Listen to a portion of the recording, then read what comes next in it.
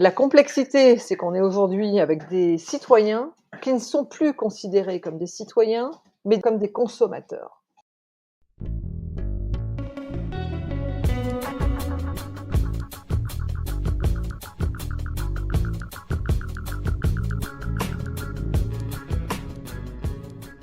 Bienvenue sur Oser, le podcast de l'engagement pour un monde durable.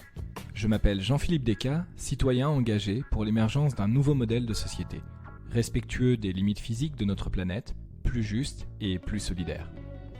Dans Oser, je reçois des acteurs du changement qui nous racontent leur parcours, nous donnent des clés pour comprendre les enjeux de la transition et des pistes pour faire bouger les lignes. Oser est un podcast indépendant à but non lucratif et que j'anime de manière entièrement bénévole. Mon ambition est de participer à la prise de conscience citoyenne sur l'urgence d'agir et de changer de paradigme de société. Je souhaite aussi participer à faire rêver les gens à un autre monde, où les valeurs de partage, de collaboration, de bienveillance et de respect seront portées par tous. Si vous partagez ce désir avec moi, vous pouvez m'aider en parlant de ce podcast à votre entourage, en faisant la promotion des épisodes qui vous plaisent sur les réseaux sociaux, en laissant une note et un commentaire sur Apple Podcast ou tout simplement en me racontant comment vous vous engagez à votre tour. Et maintenant, place à l'épisode du jour. Bonjour Stéphanie Gibaud. Bonjour Jean-Philippe, merci de votre invitation. Mais je vous en prie. Stéphanie, vous êtes engagée pour que les acteurs privés et publics du monde professionnel intègrent les enjeux éthiques comme une priorité dans leurs activités. Et il y a plusieurs sujets que je voulais aborder avec vous aujourd'hui, notamment celui des lanceurs d'alerte, la définition de l'éthique et son intégration dans ce qui est sphère économique et politique. Mais pour commencer, est-ce que vous pourriez nous parler de votre parcours ? Oui, alors j'ai un parcours là pour le coup très atypique depuis 10 ans, alors que j'étais cadre en entreprise depuis pratiquement le début de ma carrière. J'ai travaillé dans des secteurs très différents. J'ai travaillé à l'ambassade des États-Unis à Paris, j'ai travaillé pour des investisseurs du Moyen-Orient, j'ai travaillé dans un club de foot de L1. Au D'accord. moment où la France était championne du monde en 98 et où le club, le RC Lens en l'occurrence, était champion de France avec des émotions et un travail absolument extraordinaire. J'ai un souvenir extraordinaire de ces deux années à Lens. Et après, j'ai rejoint la banque suisse UBS, l'ancienne Union des banques suisses, qui s'installait à Paris. Et je pense qu'on aura l'occasion d'en parler tout à l'heure. Mais mon métier a toujours été un métier autour de la communication, l'événementiel, les relations publiques. Voilà. Et ma carrière s'est arrêtée il y a 13 ans maintenant, euh, dans la mesure où j'ai refusé chez UBS de détruire des données euh, suite à une perquisition dans le bureau du directeur général. Donc c'est quelque chose d'assez grave, même de très grave. J'ai refusé d'être complice, j'ai refusé d'éventuellement avoir un problème au niveau pénal, éventuellement d'être en garde à vue, d'être incarcéré, voilà. Et que le fait d'avoir refusé ça, eh bien, ça m'a coûté ma carrière en entreprise. Alors, comme on est là aussi pour parler du lancement d'alerte et de l'alerte, donc moi j'ai alerté mes hiérarchies. Le directeur général, par définition, dont le bureau venait d'être perquisitionné, mais aussi le président de la banque, la DRH, le service juridique, et tout le monde m'a répondu la même chose, que j'étais fatiguée, que je devais prendre des vacances, que en gros, rien de ce que j'étais en train de dénoncer n'était arrivé. Alors, qu'est-ce que je dénonçais ? Eh bien, le fait déjà qu'on m'ait demandé de détruire 10 années d'archives informatiques et 10 années d'archives papier. Donc, vous savez que la destruction de preuves en justice, c'est un élément d'une gravité inouïe, hein. Et puis, qu'est-ce qu'il y avait dans ces archives qui étaient aussi compromettantes ? Et ça, c'est toute l'alerte que j'ai lancée en interne, puisque moi, il m'a fallu des semaines, voire des mois pour comprendre. Et c'est pour ça que j'ai reçu un traumatisme absolu, un électrochoc. C'est-à-dire que les fichiers qu'on me demandait de détruire étaient liés au nom des clients de la banque et que j'invitais sur les événements que la banque mettait en place depuis que j'étais arrivée. Hein. Donc, j'organisais une centaine d'événements par an. Imaginez, c'est beaucoup, sur tout le territoire, hein, de Paris à Bordeaux, à Marseille, à Lyon, à Nantes, à Strasbourg, à Lille. Oui, Des événements donc VIP pour fidéliser, mais aussi aller chercher des nouveaux clients, ça s'appelle des prospects, sur tout le territoire. Et ces clients de la banque, UBS étant le leader mondial de la gestion de fortune, sont les 150 000 familles françaises dont le patrimoine est le plus important et le plus élevé. Donc, c'est les contribuables français les plus riches. Et donc, ces fichiers contenaient le nom de ces clients ou de ces prospects liés à un chargé d'affaires, donc à un banquier. Et la problématique, c'était soit en France, soit en Suisse, voire parfois les deux. Donc à Bâle, à Lausanne, à Genève et aussi à Zurich, sachant que Genève était le pool le plus important de banquiers qui géraient la fortune de certains Français. Et en fait, des banquiers me disent que mon métier aide les plus riches contribuables français à ouvrir des comptes offshore, des comptes en Suisse non déclarés. Et moi, je leur dis, mais c'est absolument impossible puisque UBS France réfère aux autorités de contrôle françaises, est soumis aux gendarmes des banques, donc vous savez, l'ACPR, hein, l'autorité de contrôle prudentiel. Comment est-il possible que ce soit le cas, puisque, a priori, on a des douaniers en France. Il ne peut pas y avoir 150 personnes, 150 banquiers suisses qui démarchent le territoire français sans que ce soit autorisé. Donc aujourd'hui, vous, en 2021, ça paraît peut-être pas être une nouveauté ce que je vous raconte, mais remettez-vous en oui, 2007-2008 où personne ne parlait d'évasion fiscale. Il y a eu le scandale HSBC au même moment que mon histoire. C'est absolument incroyable que ça ait eu lieu au niveau timing à la même époque. Mais donc en fait, moi j'apprends que mon employeur pour lequel je travaille je vais pas dire nuit et jour, mais vous savez, quand vous êtes dans l'événementiel, les événements, c'est le week-end, c'est le soir, oui, et gérer 100 événements par an, c'est quand même quelque chose qui est, enfin, c'est pas un métier où vous travaillez 35 heures, si vous voulez. Hein. Moi, je voyais plus les aéroports, les avions, les chambres d'hôtel que je ne voyais mes enfants et mon appartement. Donc, vous travaillez avec dévotion et passion pour une entreprise. Et puis, en fait, vous apprenez qu'elle vous a menti, qu'elle s'est servie de vous, voire qu'elle vous a manipulé. Donc ça a été le premier choc, vous voyez, le fait d'être le fait d'être trahi, le fait d'avoir été mise en risque. La deuxième chose, c'est que vous alertez en interne en disant on me demande de détruire des données suite à une perquisition dans la banque. Vous vous rendez compte que tout le monde vous en veut, qu'en gros vous êtes la personne à éliminer, alors que par définition, vous n'avez jamais rien fait de mal et vous avez fait votre boulot plus que sérieusement depuis que vous êtes là. Vous avez été correctement noté, les clients internes sont très contents de vous. Et du jour au lendemain, vous vous retrouvez être un paria, c'est-à-dire que les consignes sont données pour qu'on ne vous approche plus. Je me souviens, je l'ai répété des tonnes de fois en interview. Vous voulez rentrer dans une cafétéria où les gens sont en train de prendre un café et quand vous rentrez, tout le monde se tait, tout le monde s'en va. Ou inversement, si vous êtes en train de boire un café, les gens qui veulent rentrer ne rentrent plus. C'est-à-dire que depuis 15 ans, on entend parler de la violence en entreprise et du harcèlement. Hein. Vous avez forcément entendu parler du dossier France Télécom Orange, où les dirigeants ont été condamnés, mais finalement, qu'est-ce que ces condamnations par rapport aux vies des gens qui ont été emportées et par rapport aux familles de ceux qui se sont suicidés sur leur lieu de travail?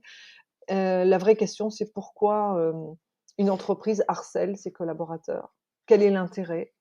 Et en fait, c'est toute cette thématique que moi j'ai commencé à développer depuis 2008 parce que donc, moi, je me suis retrouvée harcelée, isolée, alors que je refusais d'être complice d'une supérieure hiérarchique qui me demandait sans ordre écrit de détruire mon outil de travail. C'est un peu comme si on demandait à un journaliste du jour au lendemain, de détruire tous les articles de presse ou tous les reportages qu'il a fait depuis qu'il est dans un média. Ça n'aurait absolument aucun sens. Et moi, je n'ai pas compris. J'ai cru qu'on m'en voulait parce que j'étais pas assez efficace, parce que je sais pas, j'étais plus très compétente. Enfin, je me suis remise en question. Et donc, j'ai mis des mois à comprendre. J'ai rencontré des banquiers qui m'ont expliqué cette problématique. Et comme j'étais une élue du personnel, eh bien, après avoir alerté tous les membres de la direction qui se sont retournés contre moi, je suis allée à l'inspection du travail, qui m'a dit au bout de 6 mois de rendez-vous: «Madame Gibault, ce que vous nous dites est tellement grave que nous, on ne peut pas gérer des problèmes d'ordre pénal. On est là pour gérer des problèmes d'ordre social. Donc effectivement, vous êtes un collaborateur qui, en plus, vous savez, quand vous êtes un élu du personnel, vous êtes ce qu'on appelle un collaborateur protégé. Ouais. Vous avez posé ces questions en réunion de... Moi, j'étais secrétaire du CHSCT. Donc CHSCT, le H, c'est pour le harcèlement, comité d'hygiène, de sécurité et des conditions de travail. J'ai posé questions sur le turnover, sur le harcèlement, sur la destruction de preuves, etc., etc. Sur donc le démarchage illicite des banquiers suisses sur le territoire français, sur l'évasion fiscale qui en découlerait. Euh, donc vous allez, l'inspection du travail, pardon, m'a demandé de porter plainte contre UBS. Et moi, donc là, on est en 2008, 2009. Et je dis, mais attendez, je suis une maman qui élève mes enfants toute seule. Qu'est-ce qui va m'arriver si je porte plainte contre cette banque, qui est l'une des banques les plus anciennes au monde, les plus puissantes au monde, qui est la banque qui gère les actifs des personnalités les plus riches en France, mais dans le monde. Et la réponse qu'on m'a faite, c'est: Madame Gibault, nous sommes là pour vous protéger. Et alors, Stéphanie, à ce moment-là, vous travailliez toujours chez UBS, hein? Absolument, j'ai travaillé chez UBS. J'étais rentrée à l'ouverture en 1999, qui était à l'époque une start-up de 40 personnes, qui s'est donc développée après le bureau de Paris. On a ouvert tous ces bureaux sur le territoire, tous ceux que je vous ai cités tout à l'heure, donc pour mailler le Ouais. territoire et pour qu'il y ait une clientèle fidélisée du nord au sud et de l'est à l'ouest. Et donc, en 2009, pardon, quand cette inspectrice du travail me dit: «Madame Gibault, c'est tellement grave, vous allez porter plainte, nous sommes là pour vous protéger», elle reçoit en même temps, vous voyez cette fameuse expression «en même temps», elle reçoit en même temps un PSE, donc un plan social de 100 personnes. Donc vous voyez, de 40 quand je suis arrivée en 99, on était 500 personnes en presque 10 ans plus tard. Donc un plan social de 100 personnes avec la fermeture des bureaux de Toulouse, d'Aix-en-Provence, je ne sais plus quel autre bureau à l'époque, Lille aussi, oui, le bureau de Lille aussi. Et elle accepte le licenciement de tous les autres collègues, sauf le mien. C'est-à-dire que c'est un truc absolument extraordinaire que j'ai vécu. Extraordinaire dans le sens qui sort de l'ordinaire, c'est-à-dire au sens premier. C'est-à-dire que je me suis retrouvée enfermée dans une banque qui fraude, dont j'ai dénoncé la fraude. C'est un peu comme si vous étiez dans une salle de théâtre où il y a un feu qui se déclare, vous tirez le signal d'alarme pour que tout le monde puisse se sauver et ne pas périr dans les flammes, et qu'en fait les pompiers vont sauver tout le monde et vont vous laisser vous brûler au milieu des flammes. C'est absolument effarant. Et moi je lui ai expliqué, je lui ai donc dit, mais attendez, moi mon seul revenu, c'est mon salaire, je suis une maman qui élève 2 enfants toute seule. Euh, et puis j'ai fait une dépression, forcément, en 2009, de toutes ces histoires, c'était très compliqué.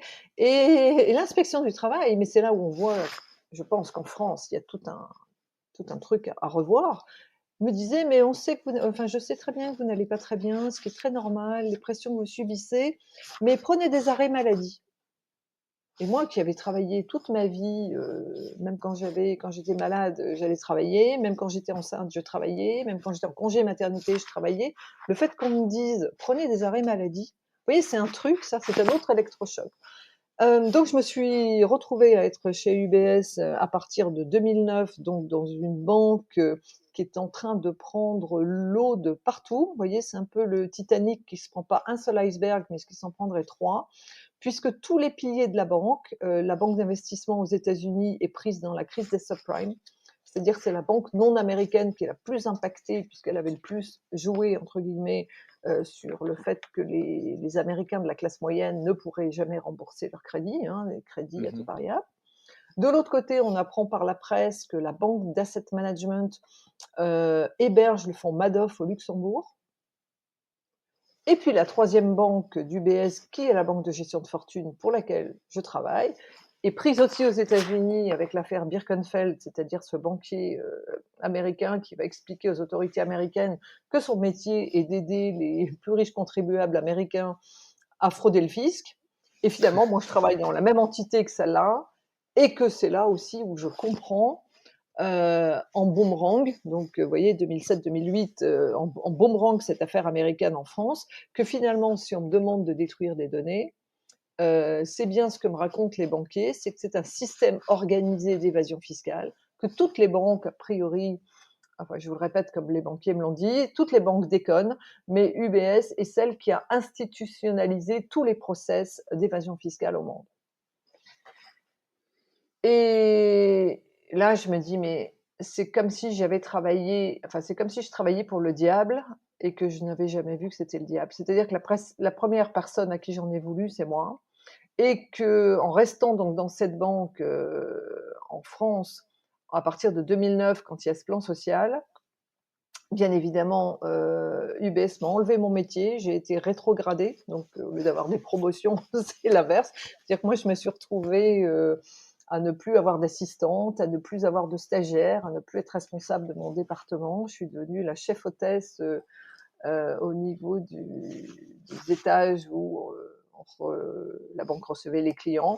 On vérifiait si les plantes vertes étaient bien arrosées, s'il y avait bien des documentations dans les salons de réception, c'est-à-dire que moi qui avais un métier de représentation, je me suis retrouvée, voilà, ce qui m'a aussi forcément beaucoup affectée, avec les gens qui me regardaient comme si j'étais un monstre. Euh,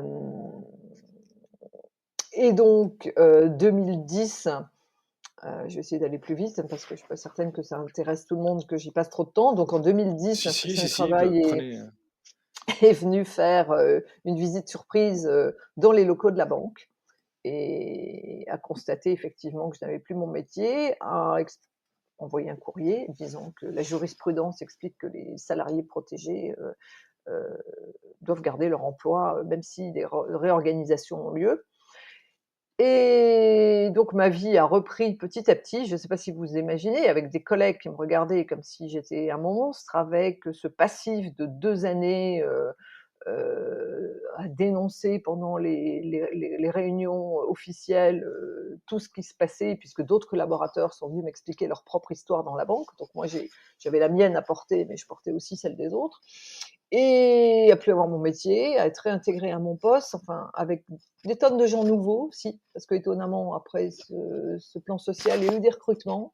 Que vous voyez, c'est un truc où on marche sur la tête. Et puis, en 2011, j'avais retrouvé donc mon métier. Je me retrouve à Roland-Garros, le tournoi de tennis de Roland-Garros qui a lieu tous les ans, comme vous le savez, porte d'Auteuil à Paris, oui. où on gérait une loge et des places à la fois sur le central et sur le cours Suzanne Lenglen. Et arrive une autre histoire complètement hallucinante, c'est-à-dire que je reçois un coup de fil en numéro masqué d'une dame, et au bout de quelques phrases, je comprends qu'elle travaille pour le ministère des Finances et elle me demande à me voir. Et je lui explique que moi, je suis sur le tournoi de tennis, que malgré le jeudi de l'Ascension, malgré le week-end de l'Ascension, moi, j'y passe voilà, mes journées, et que si je termine vers 17h, je pars directement à la banque. Et elle me dit: «Non, non, c'est urgent, il faut que je vous voie». Donc elle me donne un rendez-vous devant le magasin Vuitton sur les Champs-Élysées. J'avais 5 minutes de retard, j'arrivais en galopant de Roland-Garros, et elle m'appelle en me disant: «Mais où êtes-vous? Vous êtes en retard». Et je lui dis: «Oui, oui, j'arrive. Comment est-ce que je vais faire pour vous reconnaître?» Et elle me répond: «Mais moi je sais très bien qui vous êtes, nous avons des photos de vous». Vous vous dites: «Mais qu'est-ce que c'est que cette histoire?» Donc j'arrive devant, enfin j'étais sur les Champs-Élysées au niveau du Fouquet, là où il y a Vuitton de l'autre côté de l'avenue. Et elle a traversé, elle a dû me voir arriver devant un kiosque, je me souviens très bien. Et elle m'a dit: «Nous allons traverser» et nous sommes, allés elle m'a emmenée au sous-sol de la Fnac, qui est de l'autre côté sur les Champs-Élysées. Et moi j'ai eu une espèce de, comment dire? D'électrochoc en me disant: «Mais ça fait 3 ans que je suis enfermée dans une banque dont je dénonce des fraudes. Ça me coûte, le fait de faire une dépression, d'être isolée de tout le monde, d'avoir perdu mon métier. Maintenant que je l'ai repris, déjà je vais pas très bien, et puis j'ai un avenir très compliqué». Il y a beaucoup de gens qui m'ont dit: «Mais pourquoi vous n'avez pas cherché du travail ailleurs?» Mais parce que j'étais ce qu'on appelle en état de faiblesse, c'est-à-dire depuis 2009, moi je voyais la médecine du travail. Vous savez, en France, c'est tous les ans ou tous les 2 ans. Moi, je voyais la médecine du travail depuis ma dépression tous les mois, à la demande de la médecine du travail, qui avait bien écrit dans mon dossier que j'étais harcelée, placardisée, qu'on m'avait demandé de détruire des données, etc. Donc moi, quand je vois cette femme-là sur les Champs-Élysées, je me dis, mais peut-être je vais disparaître dans un fût de baril au fond d'un fût d'acide au fond d'un magasin, je vais disparaître, mes enfants ne sauront jamais ce qui m'est arrivé.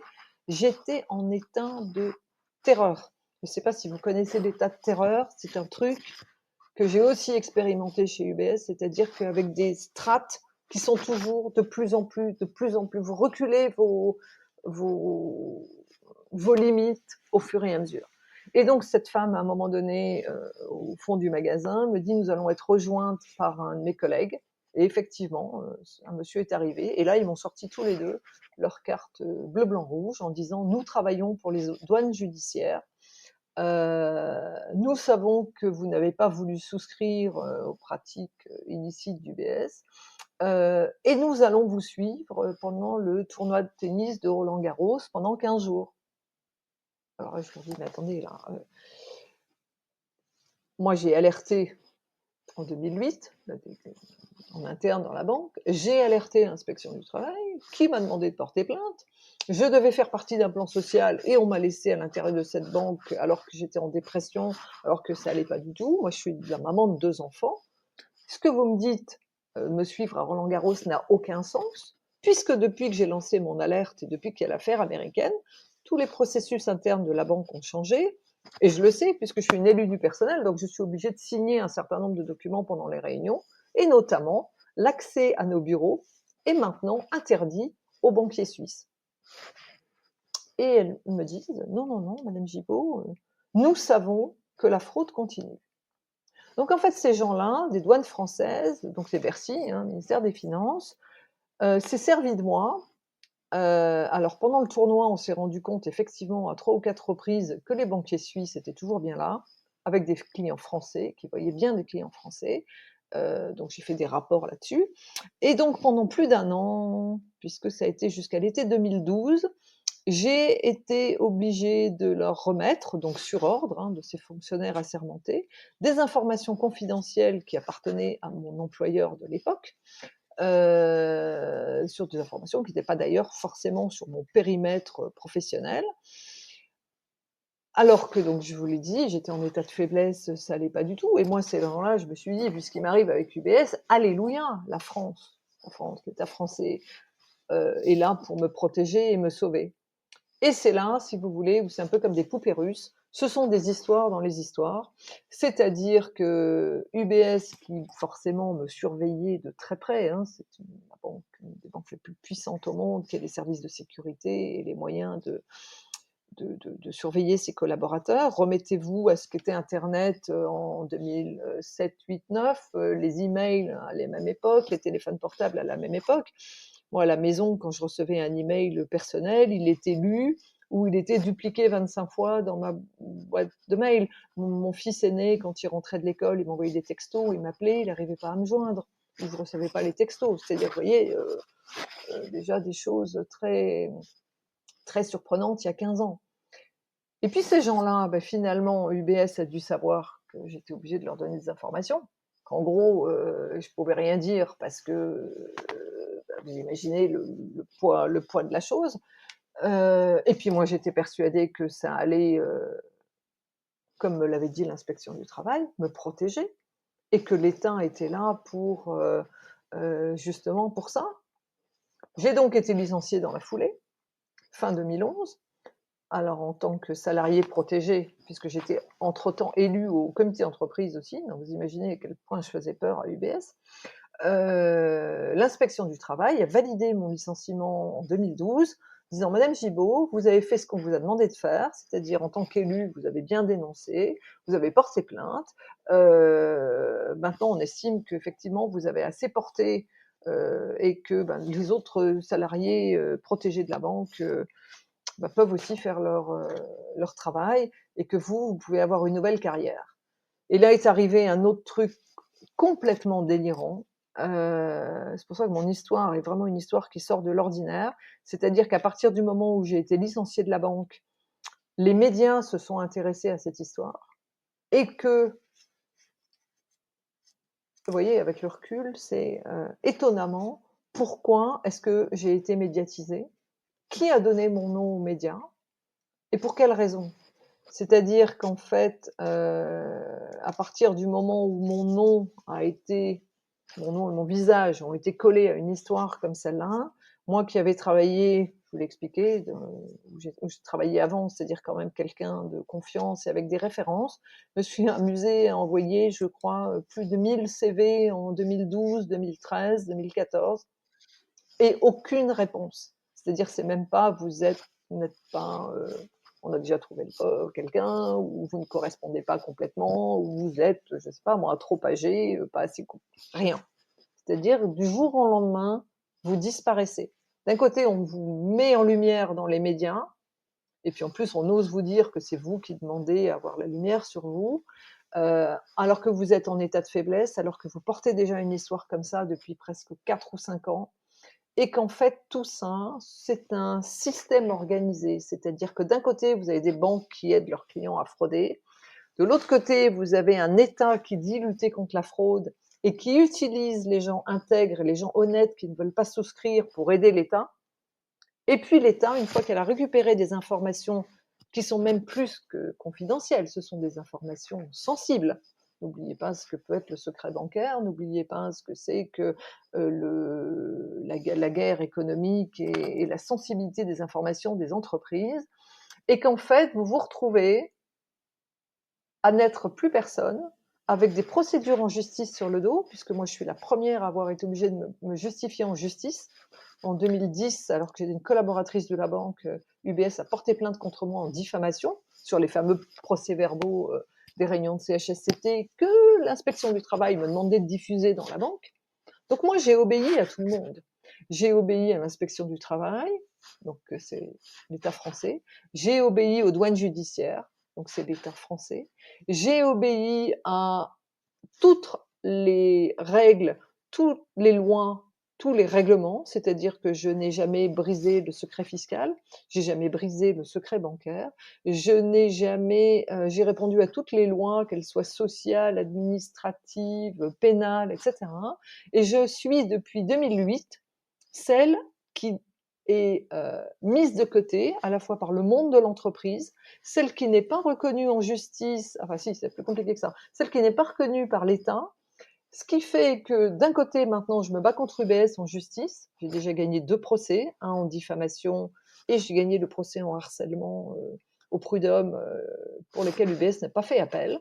Donc, il a été reconnu que pendant 3 ans et demi, j'étais harcelée parce que j'avais refusé de souscrire à ces pratiques.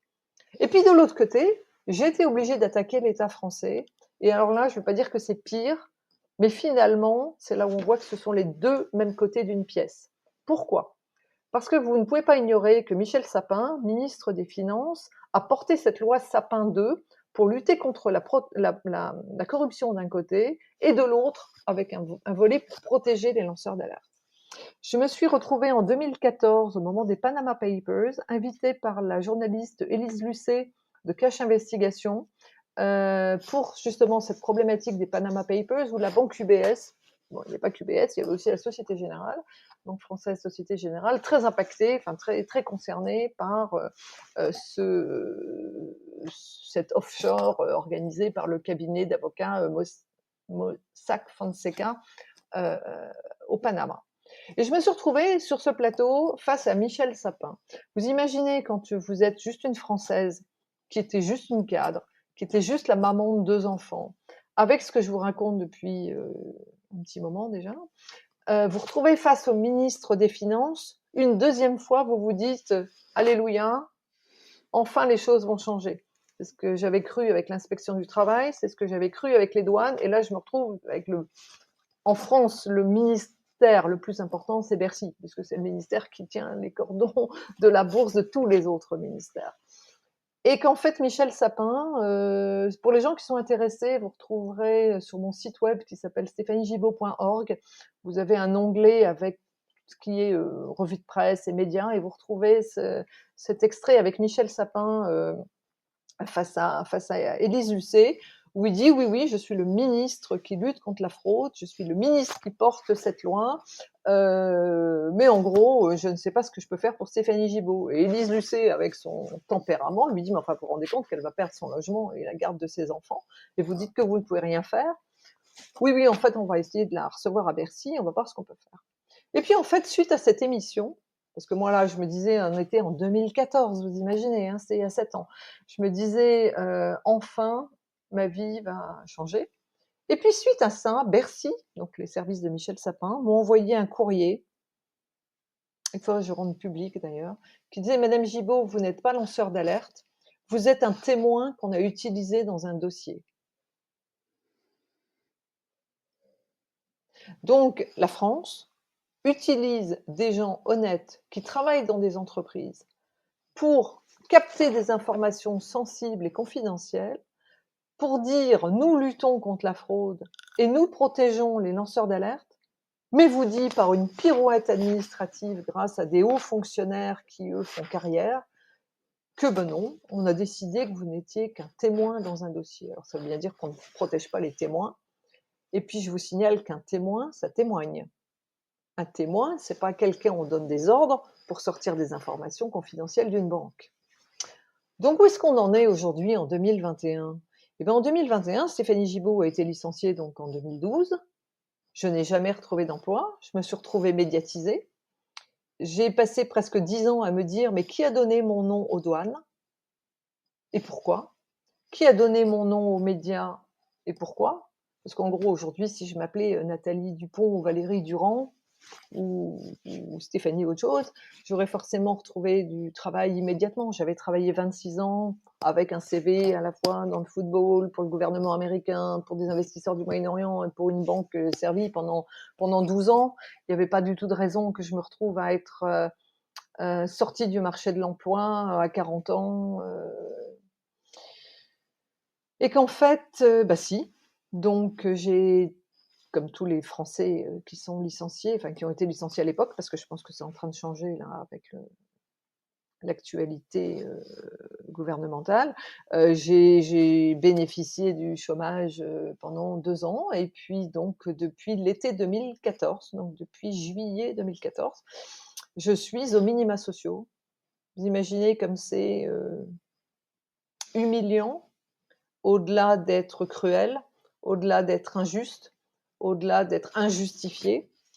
Donc j'ai attaqué l'État en justice, puisque Michel Sapin et toute son administration m'ont dit pendant des mois, hein, c'est pas seulement une lettre que j'ai reçue, c'est plusieurs lettres, qu'on ne peut rien faire pour moi, qu'il n'y a pas de loi pour protéger les gens comme moi, que les lois n'étaient pas rétroactives. Enfin, on n'a pas arrêté de me... Vous savez, on joue avec vous comme on joue avec une balle de flipper. Hein, paf, paf, paf, on vous envoie d'un côté, de l'autre. Déjà que vous êtes complètement secoué, ben en fait, ça vous inciterait quelque part à vous suicider, vous voyez, insidieusement, ou à devenir alcoolique, ou à devenir complètement une loque. C'est-à-dire qu'on vous tue pas physiquement avec une balle de revolver dans la tête, mais on vous tue à tous les niveaux. Puisque quand vous n'avez plus de revenus, que vous n'avez plus d'emploi, quelque part vous n'avez plus d'amis, vous n'avez plus de projets, vous n'avez plus de famille. En tout cas, vous avez une famille qui, sur 3 générations, est en danger absolu.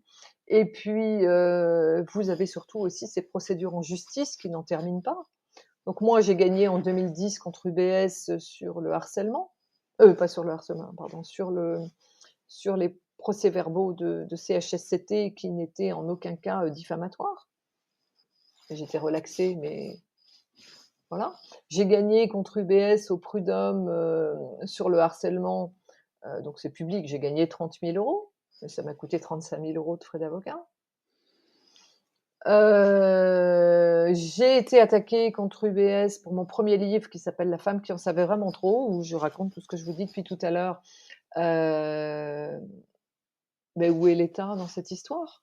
Comment est-ce que UBS peut m'attaquer en justice? Puisque en 2021, la banque a donc été condamnée par la France à une amende record de 4,5 milliards d'euros sur ces problématiques donc de démarchage illicite des banquiers suisses sur le territoire français et de l'évasion fiscale qui en découlerait. Et pourquoi 4,5 milliards? C'est parce que la juge s'est appuyée sur les 4 milliards de comptes offshore UBS qui sont rentrés à la cellule de régularisation à Bercy quand elle a été ouverte, alors je ne sais plus en quelle année, mais c'était au moment de l'affaire Cahuzac, à peu près. Pour vous faire une parenthèse, le dossier Cahuzac, c'est aussi les comptes donc du ministre du budget qui disait lutter contre la fraude fiscale et qui donc lui-même avait ses comptes offshore chez UBS à Genève. Vous comprenez la problématique que je porte et pourquoi mon histoire, c'est l'histoire où on élimine quelqu'un socialement, financièrement, au niveau familial, et on l'élimine aussi par la justice. Puisque donc en 2018, pardon, 2018, il y a 3 ans, j'ai gagné au tribunal administratif, où j'ai été reconnue, donc l'État qui disait que j'étais pas lanceuse d'alerte et que j'étais qu'un témoin, eh bien non, j'ai été reconnue collaboratrice du service public, collaboratrice occasionnelle du service public. J'ai donc bien travaillé pour Bercy pendant plus d'une année. Eh bien, vous pensez que le patron des douanes, après cette condamnation, a dit: «Ben oui, effectivement, on va reconnaître madame Gibault, aviseur des douanes, on va reconnaître son travail, puisque notre État lutte contre la fraude, puisqu'il lutte contre l'évasion fiscale, qui est un véritable fléau». Il suffit d'entendre les différentes personnalités politiques sur ce sujet. D'ailleurs, on fait une parenthèse, c'est où sont les patrons de partis politiques qui disent lutter contre la fraude fiscale? On les entend contre le Luxembourg, on les entend contre les paradis fiscaux. Et là, cette histoire, c'est la seule histoire où une banque est prise en France, sur notre territoire, à frauder. Eh bien, le procès en appel d'UBS a eu lieu là en mars 2021, puisqu'elle conteste le jugement de 2019 des 4,5 milliards d'euros, en disant qu'elle est le bouc émissaire, qu'elle est la banque qui paye pour toutes les autres, etc. Est-ce que vous avez vu les médias s'en emparer? Silence Non. radio. Est-ce que vous avez vu un seul homme politique en parler? Silence radio. Alors la question que je pourrais vous poser, c'est pourquoi? Pourquoi dans ce dossier qui est le plus grand en France et dont la presse s'était emparée il y a 10 ans, en me mettant justement comme ça dans les médias, pourquoi plus personne n'en parle aujourd'hui? C'est ça qui est très intéressant. Vous voyez, ce sont des mécanismes qu'on a été capable, enfin bon, des gens qui m'expliquent aussi, parce que je suis quand même obligée d'essayer de comprendre ce qui se passe. Et qu'en fait, tout ça, c'est ce que je vous disais il y a 10 minutes, c'est-à-dire que ce sont les 2 côtés d'une même pièce. En fait, tout le monde se tient pour des raisons de carrière, pour des raisons de financement, pour des raisons de copinage. C'est un entre-soi qui ne va justement pas dans l'intérêt général. Donc, depuis 2018, où j'ai été reconnue par le tribunal administratif, Bercy refuse toujours de me recevoir et refuse d'indemniser mon travail. C'est-à-dire que les mots sont quand même très crus. Le dossier est clos. Mais je ne suis pas un dossier, j'étais un être humain, j'étais une femme, j'étais une maman, j'étais une cadre, j'étais même une contribuable. Donc, vous voyez à quel point on est capable de vous prendre, votre histoire, 2, votre vie, et 3, votre dignité. Quand j'ai dénoncé cette affaire UBS, je dis c'est la culture du mensonge. Mais c'est exactement ça. Et je pense que les Français et les gens aussi à l'étranger, mais en tout cas là on est là pour parler en tout cas de ce qui se passe dans notre pays, c'est une véritable culture du mensonge. Et quand on vous dit aujourd'hui il n'y a pas d'argent, il n'y a pas d'argent magique, mais des gens comme moi savent où est l'argent. Et on pourrait se poser la question de savoir pourquoi ça intéresse pas un seul journaliste d'investigation, de savoir ce que l'État a fait des 4 milliards qui sont rentrés à la cellule de régularisation. et des 44 000 comptes qui ont été obligés d'être donnés l'année dernière par la Suisse à Bercy. Donc ces 44 000 comptes, ce sont des contribuables français qui avaient des comptes offshore chez UBS, donc non déclarés. Ça représente à peu près 15 milliards d'euros. Pourquoi est-ce qu'on ne connaît pas le nom de ces gens-là? Alors, on vous répond secret fiscal. Mais pourquoi est-ce que ces gens-là ne sont pas à la une des médias et que les journalistes s'y intéressent pas? Pourquoi on a mis des gens comme moi dans les médias en train de finalement nous utiliser comme des épouvantails et que notre pays ne reconnaît absolument pas ni le travail qui est fait et puis de l'autre côté, quelque part, protège les gens qui fraudent? Est-ce que vous ne pensez pas que, étant donné la conjoncture où il y a de plus en plus de gens en précarité dans notre pays, j'entendais dans une émission d'Olivier Delamarche sur RT France, il y a à peu près 3 semaines, un mois, un de ses invités qui lui disait qu'il y a 10% des Français maintenant qui font 2 repas, au moins 2 repas par jour. Donc, comment est-ce qu'on peut d'un côté être amené à ce qu'il y ait de plus en plus de précarité, de l'autre côté on ne sait pas où, on nous dit officiellement qu'on ne sait pas où est l'argent, et puis l'argent qui rentre, on ne sait pas à quoi il sert. On prend les gens pour des abrutis, pour des idiots, excusez-moi mon vocabulaire, mais le fait d'avoir dit la vérité, et c'est la problématique de tous les 10 heures de vérité, justement, quand on se dit mais qu'est-ce que c'est qu'un lanceur d'alerte, les gens ne comprennent pas. Eh bien, les lanceurs d'alerte sont des gens qui disent la vérité. Peut-être les auditeurs connaissent le nom de Julian Assange, qui était le patron de Wikileaks, qui était enfermé pendant plus de 6 ans dans l'ambassade de l'Équateur à Londres pour avoir, avec Wikileaks, mis en ligne notamment toutes ces vidéos qui concernent l'Afghanistan et qui concernent les meurtres de civils, des enfants, des photographes, des journalistes de Reuters, etc., qui est enfermé depuis 2 ans dans la prison de haute sécurité de Belmarsh à côté de Londres.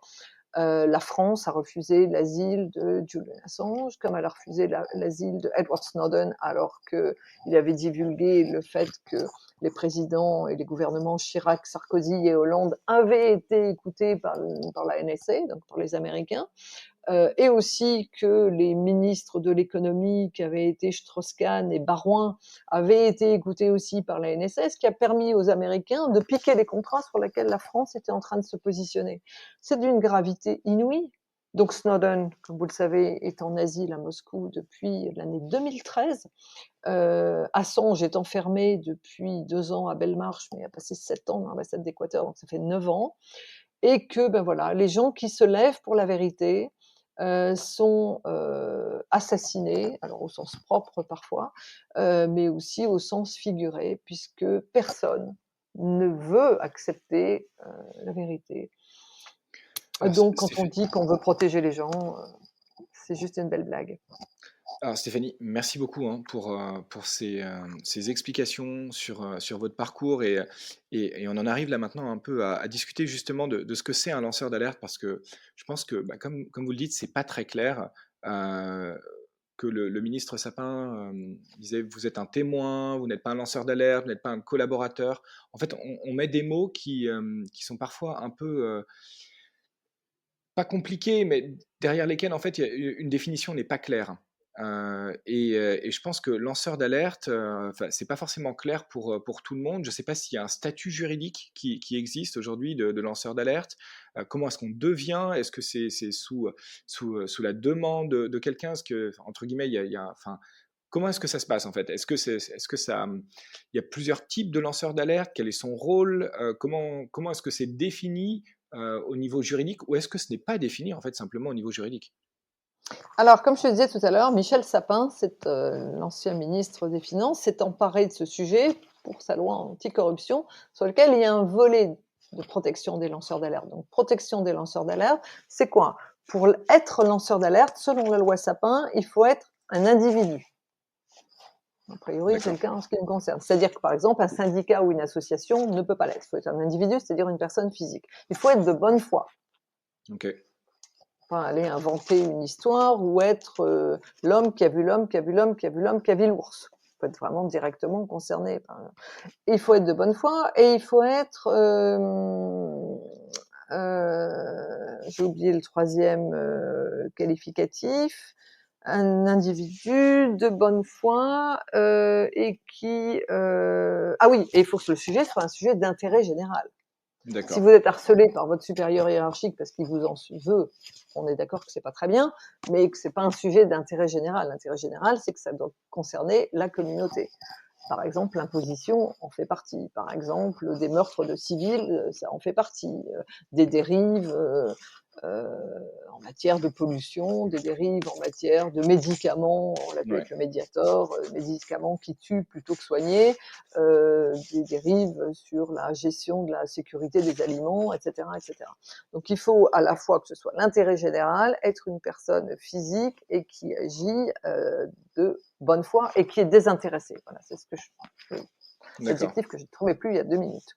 Et du coup, le rôle d'un lanceur d'alerte en France ou la manière dont c'est défini dans la loi? Alors, la manière dont c'est défini dans la loi, c'est que justement, le lanceur d'alerte dans la définition française, c'est au cœur de l'entreprise ou au cœur de l'administration. C'est-à-dire qu'on ne parle pas, on n'est pas du tout, enfin pour les auditeurs qui peuvent connaître les lois américaines, les Américains ont le lancement d'alerte dans leur constitution. Si vous avez Ah des d'accord. amis ou de la famille aux États-Unis, la façon de fonctionner, c'est-à-dire l'état d'esprit est très différent. Vous savez, les Américains sont toujours en train de faire ce qui s'appelle du reporting. To report. To report, c'est donc, c'est pas rapporter, hein, comme on pourrait le traduire littéralement. To report, c'est faire des écrits sur des dysfonctionnements. Ils sont habitués à ça, hein, les Américains. C'est l'état d'esprit de se lever dans l'intérêt de son pays. Donc les Mmh. États-Unis, alors ils ont leur mauvais côté aussi, c'est-à-dire que, en tout cas, protègent leurs intérêts, donc quelque part protègent leurs lanceurs d'alerte, dans notamment l'industrie et dans certaines administrations. Cela étant, vous voyez bien les cas, je vous ai parlé de Assange et de Snowden, mais aussi Manning, et il y en a tant d'autres, c'est que si vous êtes un lanceur d'alerte sur l'armée américaine, là c'est sûr que effectivement, si vous en sortez vivant, vous avez beaucoup de chance. C'est-à-dire qu'on a en ce moment des lanceurs d'alerte américains qui sont en prison ou qui ont à se justifier devant des tribunaux d'avoir brisé le secret au niveau de l'armée américaine. Et là, c'est terrible, hein, parce que effectivement, pour l'instant, ces gens-là sont pas protégés et pour cause. Mais sinon, aux États-Unis, dans l'industrie, on voit bien dans l'industrie financière notamment, les lanceurs d'alerte sont rémunérés par rapport aux informations qu'ils peuvent donner à l'IRS. Et les Américains se sont servis de ça aussi pour faire voter des lois en leur faveur, puisque avec l'affaire UBS à partir de 2007, les Américains ont mis pression pour que l'OCDE fasse signer les échanges automatiques d'informations entre les pays, ce qui briserait le secret bancaire suisse notamment, mais finalement les Américains sont les seuls à pas les avoir signés. Vous voyez, mais ça personne n'en parle, c'est toujours la même chose, les médias parlent de ce qu'ils ont envie de parler, donc les gens ne le savent pas. Donc ça c'est une première chose où ils ont vraiment joué en faveur de Uncle Sam. Et puis deuxièmement, les Américains qui vivent à l'étranger, ce qui peut être le cas, on peut se marier à une Française ou marier, je sais pas, une Russe, une Australienne et vivre pour des raisons familiales à l'étranger. Eh bien, les Américains ont fait en sorte que tous les pays du monde signent un accord qui s'appelle l'accord FATCA, et qui fait que vous, si vous êtes américain aujourd'hui en France, votre banque est obligée d'envoyer à l'IRS, donc le Bercy américain, tous les mois, tous les ans, vos actifs, qu'elles le veuillent ou non. C'est obligatoire. Donc, vous voyez, les Américains, finalement, se sont servis de ça pour défendre leurs propres intérêts. Et puis, on le sait sur d'autres dossiers, grâce à l'extraterritorialité de certaines lois américaines, ça permet aux États-Unis de remporter des contrats. On est dans une guerre économique. C'est là où il faut se rendre compte de ça. Donc, le fait qu'il y ait le lancement d'alerte dans leur constitution, mine de rien, ça les aide énormément, les Américains. Alors nous, la France et l'Europe, on s'est un petit peu, des gens comme Michel Sapin se sont un petit peu emparés de ça en disant, le lanceur d'alerte, oui, puis il y a eu tellement d'histoires là en France ces derniers temps qu'ils ont été obligés de faire quelque chose, histoire qu'il y ait un agenda politique là-dessus. Mais si vous reprenez la prise de parole de François Hollande le jour où les Panama Papers sont sortis, justement en 2016, où il disait il faut protéger ces lanceurs d'alerte. Mais il est bien gentil, hein, le président Hollande, sauf que là, pour les Panama Papers, on ne sait pas qui sont les lanceurs d'alerte. Donc, ils ne risquent pas de vivre du harcèlement en entreprise, ils ne risquent pas d'être isolés, ils ne risquent pas d'être pointés du doigt, ils ne risquent pas d'avoir des procédures sur le dos, ils ne risquent pas d'être licenciés, ils ne risquent pas d'avoir des menaces sur leur vie ou sur leur famille. Donc, c'est bien gentil d'avoir protégé des gens dont on ne connaît pas ni le nom ni la nationalité d'ailleurs. Et puis que les gens qui se lèvent en France pour défendre la France et l'intérêt général sont ceux auxquels on dit écoutez, il n'y a pas de loi, les lois sont pas rétroactives, mais finalement vous rentrez pas dans le prisme. Et pourtant moi je suis une personne physique, et pourtant moi j'ai fait une alerte interne, parce que dans la loi Sapin, l'alerte est interne, elle est réservée à l'entreprise. Vous devez aller voir votre N+1, votre N+2 et toutes les directions de l'entreprise, et seulement après, si personne n'a bougé, vous avez le droit d'aller à l'extérieur. C'est exactement ce que j'ai fait. Mais Stéphanie, comment, quand on fait cette procédure et que finalement on tombe sous le coup des règles du lanceur d'alerte comme vous, qu'est-ce que ça veut dire être protégé en fait? Qui nous protège? C'est quoi? C'est censé être l'État? Et de quelle manière? C'est une protection qui est juridique, qui est financière? Comment est-ce que ça se passe aujourd'hui? Alors, je vais vous parler comme un avocat, je vais vous répéter ce qu'on me dit, c'est qu'en fait, il y a la théorie des lois, et puis de l'autre côté, il y a l'application des lois. Et ça, vous ne l'apprenez qu'à vos dépens.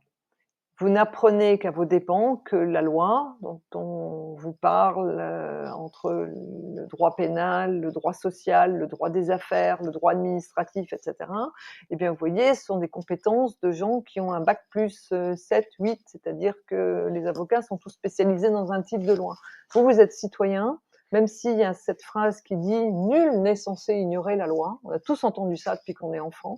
Eh bien, quand vous êtes dans une histoire comme la mienne, c'est pratiquement tous les droits français, du droit pénal, Mhm. on parlait de la condamnation du BS, du droit administratif, moi qui ai attaqué l'État, c'est du droit social, hein, je suis allée au prud'homme, c'est tellement compliqué qu'en fait votre vie ne suffit pas pour Ouais. vous en sortir. Donc ce qu'on vous dit sur les plateaux de télévision, toutes les déclarations que vous pouvez aller lire, mais c'est bien gentil. Mais une fois de plus, on est dans le virtuel. C'est-à-dire qu'effectivement, les lois sont votées, mais elles ne sont pas forcément votées pour protéger les citoyens et que le Parlement n'est pas forcément là pour ça. Ils sont peut-être dans un agenda qui est un agenda politique, ce qui permettra de dire jusqu'à la fin du monde que effectivement c'est le gouvernement Hollande et le gouvernement Sapin qui ont fait voter cette loi de lanceur d'alerte, qui ont Mhm. permis derrière à Bruxelles de passer la directive européenne à l'initiative de la France, qui, comme vous le savez, est pays fondateur de l'Europe, mais qui finalement, qui est protégé. Et donnez-nous des exemples de personnes protégées, de nous expliquer comment elles ont été protégées. Si des gens comme moi qui aident, pas toute seule bien évidemment, mais qui aident à apporter une contribution de 20 milliards d'euros à l'État français, se retrouvent pour remerciement aux minima sociaux, sont en danger à tous les niveaux, parce que votre santé, au bout de 15 ans, elle est en péril. Vous avez une famille sur 3 générations en danger, des enfants en danger, des enfants qui sont aussi soumis à des dépressions et une scolarité qui n'est pas normale, puisque on vit des situations qui sont complètement anormales. Donc protéger, c'était quoi? Mais à quoi est-ce que chacun a droit dans notre pays? Chacun a droit à travailler, chacun a le droit à avoir des revenus et de travailler en fonction de, justement, de la hauteur des risques qu'il a pris. Comment est-il possible que quelqu'un comme moi, qui a été compétente pendant 26 ans, du jour au lendemain, je suis un animal à abattre parce que j'ai aidé l'État? C'est bien qu'il y a des velléités quelque part, et ça, c'est pas écrit dans des textes de loi, il y a bien des velléités quelque part de gens qui refusent de vous appliquer la loi. Et qu'en fait, la question, c'est pourquoi est-ce qu'on n'a pas les noms de ces gens-là et leurs visages? Pourquoi est-ce que personne ne va enquêter sur pourquoi ces gens-là ne veulent pas vous appliquer la loi, alors que ce sont des hauts fonctionnaires? Normalement, un haut fonctionnaire, ça sert l'État. Et l'État, c'est pas eux. L'État, c'est vous, c'est vos auditeurs. L'État, c'est chacun d'entre nous. Et que ces gens-là n'ont de compte à rendre à personne. Qui les contrôle? Qui contrôle les informations qu'on peut vous donner? Vous voyez, par exemple, sur les 4 milliards, plus les 4 milliards 5, plus les 15 milliards dont je vous ai parlé du dossier UBS, donc ça fait à peu près 20 milliards. Où est allé cet argent? Est-ce qu'il a aidé à ce qu'on ait des hôpitaux qui fonctionnent un peu mieux dans cette période Covid? Est-ce que ça a aidé à payer des heures sup des policiers ou augmenter les salaires je sais pas, des infirmières? Est-ce que ça aide à lutter contre la fraude fiscale? Quand on sait qu'en plus des postes ont été supprimés justement au ministère des Finances, je crois que c'était en 2017 ou 2018. Donc si vous voulez, comme il y a des contrôles sur rien, il n'y a pas de contrôle citoyen, on vous dit d'un côté ce qu'on a envie de vous dire, les gens écoutent et ils peuvent adhérer ou ne pas croire, mais quand vous avez une histoire comme la mienne, vous comprenez effectivement que tout ça, c'est de la communication. Pour preuve, personne n'a parlé du procès en appel d'UBS le mois dernier, qui se termine quand même par une pirouette extraordinaire, c'est-à-dire qu'une jurisprudence est passée depuis l'année dernière, qui fait qu'en fait l'assiette pour condamner les banques n'est plus le montant qui était les avoirs qui étaient sortis du pays, mais les montants sur ces avoirs. C'est-à-dire que l'amende de 4,5 milliards d'euros passerait à 3 milliards d'euros. Donc en fait, il y a un tiers de l'amende en moins. Vous voyez, c'est 1,5 milliard, ce qui n'est pas rien. Je ne suis pas économiste, donc je ne sais pas à quoi correspondrait un budget d'1,5 milliard, mais je pense qu'avec ça, on peut avoir peut-être une école qui fonctionne un peu mieux, où on pourrait équiper, je ne sais pas si c'est les hôpitaux ou les commissariats, ou en tout cas un certain nombre de secteur privé, enfin dans le secteur public, il y a un certain nombre d'administrations. Regardez ne serait-ce que la justice. La justice, pour qu'un dossier soit réglé, il faut 15 ans. On a une des justices les plus mal loties au sein de l'Europe et dans tous les pays du G20. On peut comparer ne serait-ce qu'avec l'Allemagne, où le nombre de magistrats est inférieur, etc. Alors on nous fait des beaux discours, hein, mais Mmh. en attendant, c'est votre vie. C'est juste ça. Et du coup, comment est-ce qu'on fait aujourd'hui pour mieux protéger les lanceurs d'alerte? Est-ce que c'est quoi? C'est une nouvelle loi? Est-ce que c'est une pression citoyenne? Est-ce que c'est justement le rendre plus médiatique, dans les médias? C'est essayer d'en parler plus aux journalistes? C'est essayer de raconter justement plus de parcours pour qu'on comprenne, dans le fond, ce que c'est qu'en fait un lanceur d'alerte, la vie d'un lanceur d'alerte? Comment est-ce qu'on fait en tant que citoyen, en tant que professionnel pour protéger ce statut et pour aider? Parce que ce qu'on Et, comprend avec vous et votre parcours, c'est que on peut tous, un jour, être en situation de devenir le lanceur d'alerte. Et c'est ça qui est dingue, je trouve, en fait. C'est que c'est pas juste des gens particuliers dans certains secteurs, etc. On peut tous, en fait, se retrouver dans cette situation. Absolument. Et c'est pour ça que c'est très compliqué. La question que vous posez, peut pas être, la réponse peut pas être faite en 3 mots. C'est-à-dire que d'un côté, il faut une prise de conscience. On se rend bien compte, mine de rien, que le lancement d'alerte ou les lanceurs d'alerte, si vous faisiez un micro-trottoir, peut-être une personne sur 10 ou une personne sur 50 saurait répondre à ça. C'est pas dans notre constitution. On repart une fois de plus, donc c'est pas dans la mentalité française. Ça, c'est une chose. Cela étant, comme je vous disais, il y a des lois qui sont passées, donc peu de gens s'y intéressent. Toutes les entreprises, et notamment toutes les multinationales et toutes les grosses boîtes, sont censées, depuis qu'est passée la loi Sapin, avoir des lignes de lancement d'alerte pour protéger les lanceurs d'alerte de manière anonyme en France. Eh bien, c'est aussi valable pour les collectivités territoriales. Et il y a un député qui s'appelle Olivier Marleix qui dénonçait lors d'une commission il y a quelques mois à l'Assemblée nationale qu'en fait les collectivités territoriales qui n'ont pas implémenté en leur sein les lignes d'alerte depuis que la loi Sapin est passée, elle est passée il y a 5 ans maintenant cette loi, hein, n'ont aucune sanction. Alors, d'un côté, on vous dit qu'on protège les gens, mais de l'autre côté, comment voulez-vous protéger les gens, puisqu'il y en a déjà certains parmi eux qui ne peuvent pas lancer d'alerte. Deuxièmement, si quelqu'un commence à voir quelque chose qui ne va pas, il va commencer à aller chercher sur internet, il va tomber sur des histoires comme la mienne. Est-ce que vous allez penser que la personne va faire comme moi, c'est-à-dire avoir une vie de famille inexistante, avoir une vie professionnelle inexistante, avoir tout un patrimoine envolé, avoir à vous justifier en justice, c'est-à-dire que moi j'ai encore 3 procès sur le dos, 4, 2 contre UBS, 2 contre l'État, c'est hallucinant, va se retrouver... Moi, on m'a dit pendant des années, mais madame, vous faites peur. Mais qu'est-ce que c'est que cette mentalité de dire madame, vous faites peur? Au contraire, on devrait solidariser tout le monde, faire en sorte que tout le monde vous porte, et qu'en fait, ça se passe pas comme ça.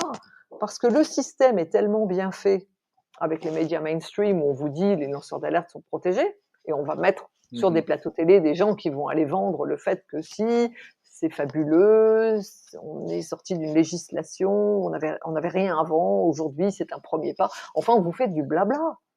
La lutte contre la fraude fiscale, ça fait 15 ans qu'on dénonce ces choses-là, ça devrait plus exister.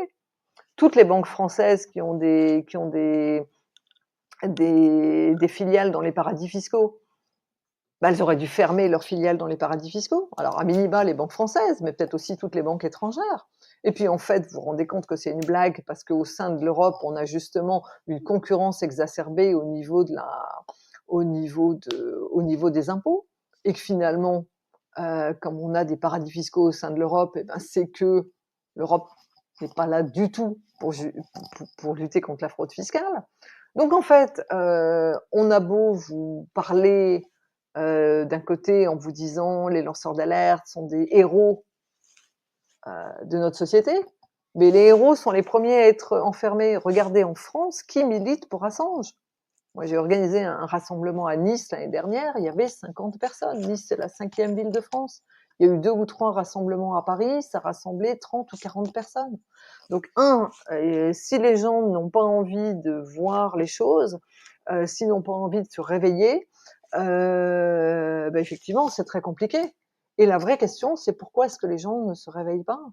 Moi, je me disais, il y a 1 an, avec cette histoire de Covid, et on voit toutes les dérives et tous les Mm. dysfonctionnements, les masques, pas les masques, les tests, pas les tests, les vaccins, ou pas de vaccins, enfin tout ce que vous voulez, que les gens allaient se dire, mais effectivement, le gouvernement, enfin ça va pas, et c'est ce que dénonce Assange, de dire, mais les gouvernements sont pas là pour protéger les gens, ils sont là pour les écouter, ils sont là pour les espionner, ils sont là pour leur faire plutôt du mal que du bien, mais les gens sont pas en mesure de comprendre que les gouvernements vont contre eux. Et que c'est plus simple d'aller mettre des pseudo-lanceurs d'alerte ou des pseudo-défenseurs de l'intérêt général sur des plateaux télé, Mhm. qui eux n'ont pas de problème de patrimoine, qui eux ne sont jamais traînés en justice, ou s'ils le sont, c'est histoire de montrer qu'on est dans une démocratie qui lutte, et puis finalement sont complètement relaxés. Des gens qui, eux, dès qu'ils écrivent un livre, en vendent 1 million d'exemplaires.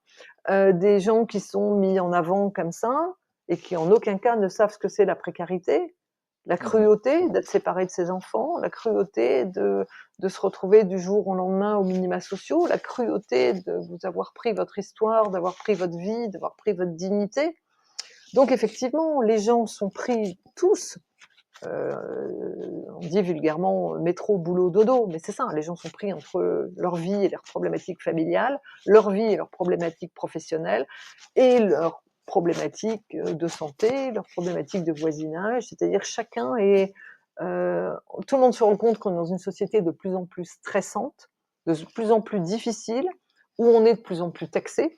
Nous sommes, nous, la France, le pays qui taxons le plus, et où étonnamment les services publics sont de plus en plus en train de disparaître, en tout cas leur qualité est de moins en moins bonne.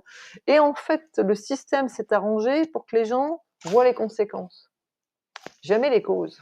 Mhm. Si vous réglez le problème des banques qui fraudent, qui aident leurs clients à frauder, si toutes les banques étaient obligées de fermer leurs filiales dans les paradis fiscaux, déjà on aurait fait un pas monstrueux. Ça éviterait les problèmes d'argent sale, ça éviterait les problèmes de trafic à tous les niveaux, problèmes de cash et de tout ce qu'on veut. Et on aurait déjà un pays qui irait beaucoup mieux au niveau de sa santé économique. Et qu'en fait, la peur est une arme peur est une arme politique, c'est-à-dire qu'on fait peur aux gens d'un côté, et puis en même temps, on leur dit: «Tiens, on vous a trouvé des solutions». La loi Sapin, c'est un peu ça. «Ah bah, on a trouvé la solution, on va protéger les lanceurs d'alerte en faisant passer une loi». Mais il y a personne qui vous dit si la loi est appliquée, il y a personne qui vous dit si, comment sont punis, ceux qui fraudent. Parce que regardez le dossier UBS, est-ce que les banquiers d'UBS qui ont été mis en examen sont en prison? Bien sûr que non. Les amendes qu'ils ont à payer, c'est 30 000, 50 000 euros. Enfin, pour un banquier, qu'est-ce que c'est? Ben, c'est Ouais. un peu la même chose que pour UBS France, qui est condamné à 15 millions d'euros. Ben, c'est une pièce de 3 centimes, enfin, je ne sais pas, 30 centimes, une pièce de 2 centimes pour vous. Euh, c'est pas du tout, vous voyez, c'est en total dysfonctionnement. Si aujourd'hui vous mettez des amendes qui font très peur, si vous donnez des... Mais il faut peut-être que le peuple s'en empare. Moi, je parle souvent de ce qui s'est passé en Islande en 2008, où les Islandais ont mis les banquiers en prison, ont limogé le gouvernement. Et souvent, on me répond, ben oui, mais les Islandais, ils ont un esprit viking, ils sont 300 000, nous on est 70 millions, on peut pas. Oui, mais enfin, nous, on est quand même le pays qui se dit être le pays des droits de l'homme sur la scène internationale. Ce qui aujourd'hui est la vraie risée quand on voit les dossiers Assange, Snowden, alors qu'on a été capable d'accueillir des dictateurs comme Duvalier et de les protéger pendant 25 ans sur la Côte d'Azur. Donc, c'est 2 poids, 2 mesures. Et ben, avec les lanceurs d'alerte, c'est la même chose. On en a protégé certains avec des comités de soutien, des gens qui n'ont pas payé leurs frais d'avocat, parce qu'il y a eu des cagnottes qui ont été montées pour ça, avec une médiatisation extrême.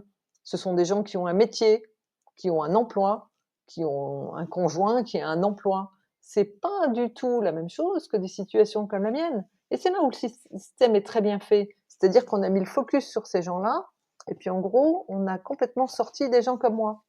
Et typiquement, j'ai été la plus médiatisée jusque fin 2016, au moment où la loi Sapin a été passée. Depuis que la loi Sapin est passée, je suis complètement sortie de toutes les interviews en Hmm. France sur les lanceurs d'alerte. Pourquoi? Parce que, j'ai une histoire qui ne veut pas être réglée par la France, et puis deux, parce que j'ai sorti un bouquin qui s'appelle La traque des lanceurs d'alerte, préfacé par Julian Assange. Et que Julian Assange a assez mauvaise réputation aujourd'hui. En tout cas, c'est le portrait qu'on lui a dépeint ces dernières années. Bah, c'est ce qui arrange, effectivement, le système, c'est-à-dire ceux qui bénéficient, des ventes d'armes, d'aller tuer des civils, de... Vous savez, ce sont des vrais business derrière, hein, qui rapportent, beaucoup d'argent, il n'y a pas du tout d'éthique là-dedans. Justement, les vrais lanceurs d'alerte parlent, d'éthique, parlent, d'intégrité, parlent d'humanisme, parlent de solidarité, parlent d'intérêt général. Est-ce que la banque UBS vous parle d'intérêt général, de solidarité? Est-ce que les vendeurs d'armes vous parlent d'intérêt général, d'éthique, de transparence? Regardez, avec ce qu'avait sorti, Disclose, ces journalistes d'investigation qui expliquaient que la France vend des armes qui servent finalement, je crois que c'est à l'Arabie Saoudite, et qui servent finalement à aller tuer des civils au Yémen. Regardez la réponse politique par rapport à ça. C'est la même que celles qui sont faites sur des dossiers qu'Assange dénonce pour les États-Unis.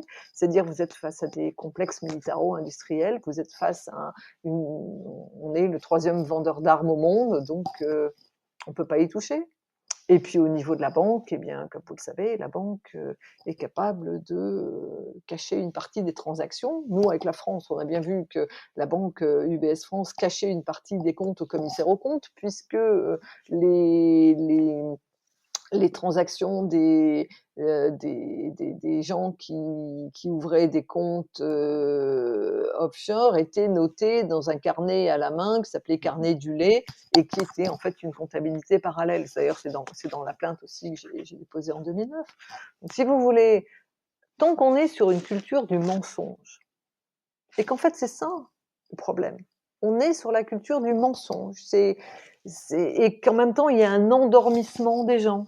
On endort les gens par les séries télévisées, par les médias qui balancent pendant 24 heures sur 24 des informations qui font très peur.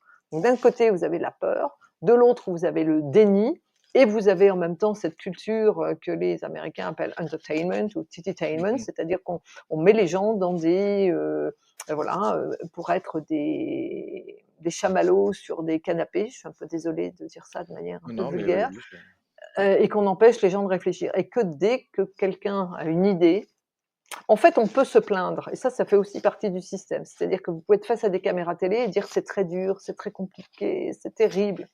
Alors, quand on pleure et quand on fait verser la petite larme à la ménagère de moins de 50 ans, comme dirait TF1, tout va très bien. Et moi, ça, c'était finalement ce qui m'est arrivé jusqu'en 2016. Et puis, à partir de 2017, où j'ai proposé justement des tonnes de préconisations dans le bouquin qui est préfacé par Assange, alors là, immédiatement, moi je l'ai vu, hein, parce que j'étais une des plus médiatisées alors que j'avais rien demandé. Euh, et c'est là où j'ai pas compris. Je me suis dit, mais comment c'est possible que du jour au lendemain, on me tourne le dos? Et en fait, c'est ça. C'est quand on parle de la dépression que j'ai subie, quand on parle de la séparation avec mes enfants, quand on parle de mon cas terrible, tout va bien. Mais quand on dit, pour s'en sortir, il faudrait Mmh. aller vers ceci. Vous voyez, on parlait tout à l'heure du monde de l'entreprise sur le harcèlement. Moi, j'ai fait des vidéos, j'ai fait des modules, j'ai un site web où j'explique comment on pourrait justement, au niveau de l'entreprise, aller vers plus de transparence, vers plus d'éthique, et comment on va pouvoir se relever au niveau de la concurrence internationale. Et ça, personne ne veut entendre parler. Dès que je parle d'Assange, c'est toujours pareil. C'est oui, Assange. Mais bon, alors c'est sur Assange, c'est sur Snowden, c'est sur Manning, c'est sur Stéphanie Gibault, c'est sur Rudolf Elmer qui est en Suisse, c'est sur Yasmine Motergemi. C'est-à-dire que tous ceux qui essayent de se lever ont immédiatement, oui, un point rouge ou je sais pas quoi. En tout Mmh. cas, doivent être éliminés. C'est la chanson de Guy Béard, celui qui dit la vérité doit être éliminé. Et Stéphanie, je voulais rebondir sur ce que vous disiez par rapport à l'éthique, les vidéos, ce que vous faites sur la transparence. Hem, En fait, aussi ce pourquoi, je voulais discuter avec vous aujourd'hui, c'est vrai que moi souvent dans le podcast, je parle beaucoup plus des sujets, on va dire, environnementaux, de transition écologique, et sociale, beaucoup moins de sujets éthiques comme le vôtre mais qui en fait sont très liés parce que les problématiques et les causes, et c'est ce qu'on voit à travers votre récit, sont tout à fait communes. C'est le manque de transparence, c'est le fait d'être toujours dans de la communication. Ce que vous disiez sur le fait que, oui, la loi Sapin, c'est génial parce qu'on peut aller raconter que finalement le dossier est réglé, et puis qu'on a fait les bonnes choses. Ça me fait penser, enfin, encore quelque chose qui s'est passé il n'y a pas très longtemps avec différents ministres sur les plateaux télé qui disaient regardez, extraordinaire, classement qui montre que la France est le quatrième pays le plus vert au monde, alors que c'est un classement dans lequel on fait participer un climato-sceptique notoire, que tous les scientifiques en plus décrient en disant que non, enfin, ça ne correspond à rien, mais c'est pas grave, on est dans de la communication en disant regardez, en plus c'est génial, c'est parce que on fait bien les choses. Et du coup, je voulais voir avec vous comment est-ce que aujourd'hui vous agissez, comment vous faites pour faire prendre conscience en fait de cette importance de l'éthique, de cette importance de la transparence pour régler ces problèmes dans le monde professionnel. Alors, en fait, soit dans les administrations, je crois, ou les collectivités, mais aussi dans les entreprises. Comment est-ce que ça se passe? Par quels moyens? Et comment c'est reçu en fait en interne? Alors, c'est reçu de manière très différente et ça dépend du public. Je vais vous donner un exemple. Je donne un cours à HEC à des étudiants qui ont plus de 80, qui viennent de 80 pays différents, donc plus de 80 nationalités. Donc, ils vont être les futurs managers. En gros, ils ont à peu près 25 ans. C'est des têtes bien faites et ce sont donc les futurs dirigeants d'entreprise qui viennent de partout dans le monde. Quand on leur parle de ces sujets, euh, il y a une véritable réceptivité et ils se rendent compte justement de l'importance d'être éthique et de dire la vérité et de proposer donc des produits qui soient à la fois éthiques, donc c'est respecter le monde animal, c'est respecter l'écologie, c'est respecter les règles, c'est justement ne pas faire ni du blanchiment d'argent, etc. Et ils ont une conscience de ça. La preuve, c'est que moi j'interviens pendant ce cours à HEC qui s'appelle Sustainability, donc sur la transparence, la résilience, etc. Je donne le même cours ailleurs, une fois par an, dans une université française. qui s'adresse à des gens qui ont entre 30 et 60 ans et qui, en fait, sont en train de faire un diplôme universitaire. Ce sont essentiellement des profils de juristes, de déontologues. Donc, on n'est pas du tout sur le même profil. Cette année, j'étais obligée de le faire par Zoom. Covid oblige. Je ne les ai pas eu en face de moi dans une salle de classe comme je fais d'habitude ou à Paris. Et alors là, c'est une catastrophe. Tous les ans, je fais ça depuis 2017, j'ai plusieurs personnes dans la salle qui me disent, mais enfin, faut arrêter, quoi. On est dans un monde globalisé, c'est normal qu'il y ait des dérives, et c'est normal que malheureusement, il y ait des dommages collatéraux. Alors, vous expliquez que Boeing, par exemple, a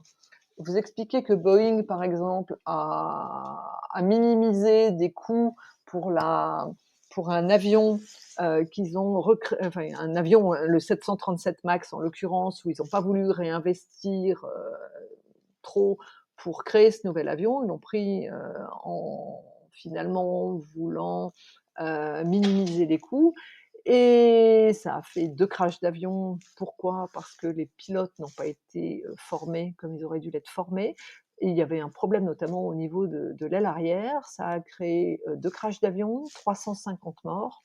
Des gens qui voulaient plus monter, qui arrivaient dans les aéroports et ils refusaient de monter dans les 737 Max, ce qui fait que le président Trump a été obligé d'ailleurs de laisser les avions au sol.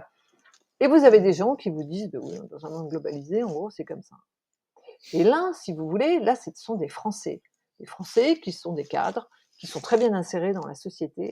Et ça, c'est quand même très révélateur. Vous voyez, il y a des marqueurs. Les marqueurs, d'un côté, j'ai tous ces gens de jeunes à HEC qui sont très à l'écoute et qui applaudissent justement le courage, qui applaudissent se lever pour son pays, qui applaudissent, façon de parler, hein, c'est qui soutiennent. Et puis de l'autre côté, il y a des gens qui vous disent, mais... Et là, je pense que c'est un problème important. C'est un problème à la fois de mentalité, c'est un problème de perspective, et c'est un problème aussi d'égoïsme. Et aussi, j'ai donné des conférences en entreprise. Alors, il y a très peu d'entreprises qui ont envie d'entendre une voix comme la mienne. Justement, on pourrait se demander pourquoi, alors qu'il y a des tonnes de boîtes de communication qui sont montées sur le sujet, et alors que la RSE, donc la responsabilité sociale et environnementale, est, entre guillemets, vendue partout, et avec des gens qui dirigent ces départements, donc ce sont souvent des déontologues d'ailleurs, qui ne veulent absolument pas entendre parler d'une voix comme la mienne. C'est-à-dire que, vous voyez, c'est l'histoire du Canada Dry, hein, ça a la couleur, ça a l'odeur, mais ça n'en est pas. Et c'est-à-dire qu'on met des coups de peinture pour aller cacher des meubles, des murs qui ont des fissures, mais on ne veut pas s'attaquer au problème. Comment est-ce que vous voulez qu'en France, aujourd'hui, vous ayez des gens qui se lèvent en entreprise pour plus d'éthique et plus d'intégrité? Ça voudrait dire qu'on est dans un monde qui protégerait ces gens-là, mais ça voudrait dire aussi qu'on est dans un monde où les dirigeants des entreprises et les DRH veulent des gens qui sont honnêtes et qui sont intègres. À partir du moment où des gens comme moi ont plus accès au marché de l'emploi, pourtant tout le monde est capable de me contacter. Un étudiant qui veut faire un mémoire est capable de m'envoyer un mail sur LinkedIn. Un journaliste est capable de me contacter avec un message sur Twitter. Euh, des tonnes de gens depuis 10 ans sont capables de m'écrire. Il n'y a que le monde de l'entreprise qui est fermé à ça. Et vous vous dites, mais si c'est le cas, ça veut bien dire qu'effectivement, c'est business as usual. C'est-à-dire qu'on a beau changer les législations, les amendes ont beau être un peu plus importantes, finalement, ça ne change rien. Et ça ne change rien, pourquoi? Parce qu'il n'y a pas encore un changement de mentalité. Alors, est-ce qu'avec le Covid, les choses vont être pires? Ce qui va faire une véritable prise de conscience, comme vous le savez, de plus en plus de gens sont licenciés en ce moment, hein, on a vu les restaurateurs, les hôteliers, les bowling, les boîtes de nuit, etc., etc. Et du coup aussi leurs salariés. On voit aussi que les multinationales qui ont des cours de bourse complètement décorrélés de la vie économique en profitent pour faire des PSE.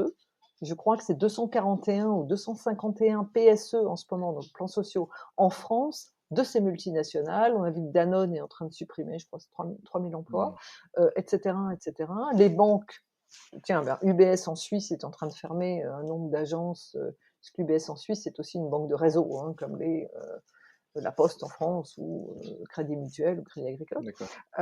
Donc en fait, il y a ceux qui souffrent véritablement de ce Covid, ceux qui en jouissent entre guillemets et qui aussi profitent pour licencier, pour faire encore plus d'argent, pour avoir un cours de bourse qui se tient toujours plus haut et pour avoir des actionnaires qui sont encore plus qui encaissent des dividendes encore plus importants.